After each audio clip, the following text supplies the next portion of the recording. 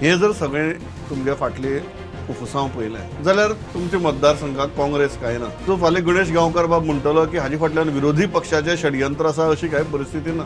हे कितें BJP versus BJP. जेन्ना पळय विरोधी पक्ष पळय आसा पळय न्ही, विरोधी पक्ष म्हणून सदांच जे अशें कशें आसा की बेताल वक्तव्य करिना जाण जालेलो. कितें जें पळय कायद्यान बसन न्ही त्या गोश्टीक ते केलें जाल्यार मागीर तेंचें हास्य जाता. विरोधी पक्षाचे कोण दिसलो ना थंय. ना विरोधी तुमच्याच पक्षाचे दिसताले. त्या खातीर कितें जालां, आमच्या पक्षाचो विशय असो आसा. आमच्या पक्षां भितर थोडे जे पळय लोक पळय आसा पळय न्ही, ते प्रत्येक दुसरी इलेक्शन पळय फुडलें इलेक्शन लागीं पावतरी तांकां मातशें हें जाता कितें जाता आनी ते केले शिवाय कशें आसा एक्झिस्टन्स कळना. एक्झिस्टन्स कळपाक जाल्यार कितें तरी हालचाल करपाची.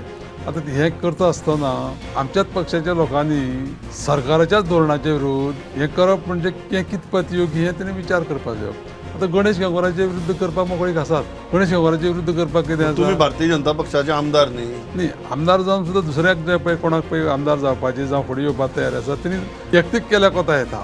पूण सरकार म्हणून करप पळय आसा पळय न्ही ते सरकाराच्या धोरणाचेर करप न्ही म्हणटा तुमी. न्ही आतां ते पळय कितें पळय केलें पळय म्हणटा न्ही ताजो त्या लोकांक तुमकां दिसना केलें अशें. हें 100% केलां. तुम्ही म्हळ्या की 420 रुपयांचो पर ट्रीप फायदो जाता आणि त्या 420 रुपयाक सारखे 420 केले आणि म्हणपा लागले हे तुमचे 8 कोटी रुपयांचे स्कॅम म्हणून. आतां त्या विशयाचेरय तुका हांव सांगता. हय. कोण पळय जो पळय आरोप करता न्ही, आरोप करता तेणी ते इन्क्वायरी बसोवपाक सीएमाक सांगपा जाय. तेजेर इन्क्वायरी जावपा जाय आनी ते स्कॅम करून कोणाक फायदो जाला तेजे कडेन ते स्कॅम सगळे भायरूय काडपा जाय. कॉर्पोरेशन हांव हेड करता ते 1 रुपयाची अफरातफर ना. स्पीकर रमेश बाब तवडकरान आपलो निवाडो दिलो की जे आयले भायल्यांतल्यान 8 जाण ते कायदेशीर म्हूण. तो मर्जर कायदेशीर हे सगळे कायदेशीर म्हूण. तुमच्याय मतदारसंघा भितर तशे कांय जाण आयली न्ही. ते आमदार म्हूण आयले नासत पण ते आयले.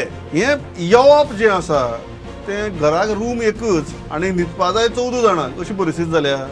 आतां डिफेक्शनाचो इश्यू जो पळय आसा, डिफेक्शनाचो इश्यू आसा तो प्रत्येक जो पळय डिफेक्ट जाल्लो MLA आसा तो कितें सांगता, आपूण विकासाक लागून म्हणटा तो डिफेक्शन केलें म्हणटा. लोक सोदता सध्या विकास.